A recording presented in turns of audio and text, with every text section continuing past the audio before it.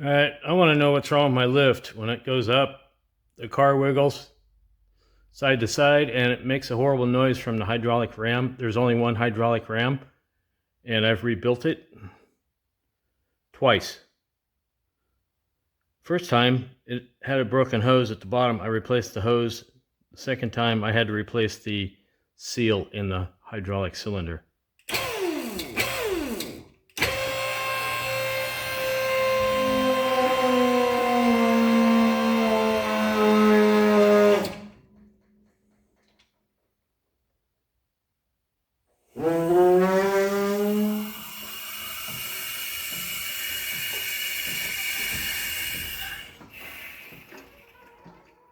It doesn't do this with lightweight cars. Cars that only weigh 1,200 pounds. It goes up and down fine, never makes any noise. Only when I got a heavy car on it.